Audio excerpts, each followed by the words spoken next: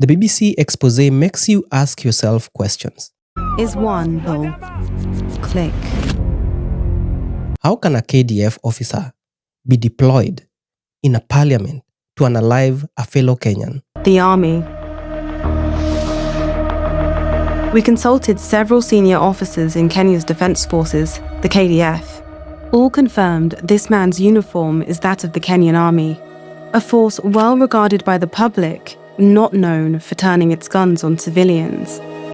And yet, this was not even approved by Parliament, the same Parliament that was campaigning for safety. The last MPs who were just in that chamber evacuate. Then the president says that he is bound by the Constitution. I am bound under sacred constitutional mandate to respect, uphold, and defend the Constitution of Kenya. But yet, the president stands with the people who unalived Kenyans on the streets of Nairobi. I thank our security officers who are on duty today for applying themselves to the best of their abilities in the defense of Kenya and its people. How would you call yourself a uniter? How would you call yourself a defender of a constitution? And yet you send the same people who are supposed to defend the people of your country, the citizens, to unalive them. How do you defend people who unalive your own citizens and say they did a good job? Then I ask myself, we have security apparatus, we have IPOA. 10 months later, no one has been brought to book. This man is the one who fired them. After months of digging, BBC Africa Eye can identify this police officer. His name is John Kaboi. Multiple sources told us he's a plainclothes officer based at the Central Nairobi police station. So why do we have these security apparatus that don't work for the people? They are not working for us.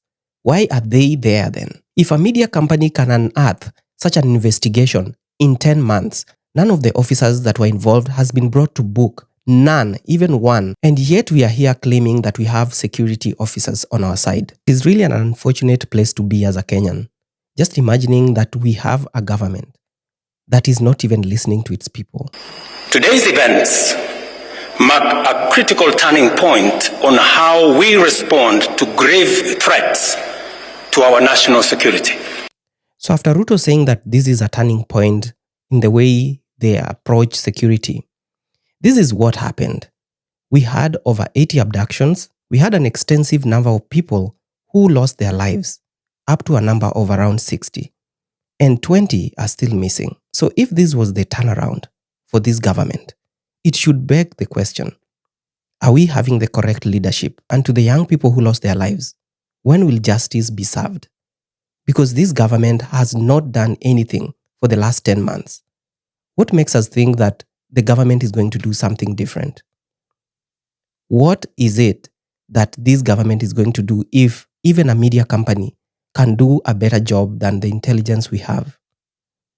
These are the questions Kenyans should be asking themselves. We should not be sitting down and just keeping quiet. After an expose like this, it actually tells you of the rot that exists in this government. And not just the government, the whole security docket. And Kenyans, it's about time that justice is served. It's about time that the families who lost their loved ones get justice. It's too long to wait.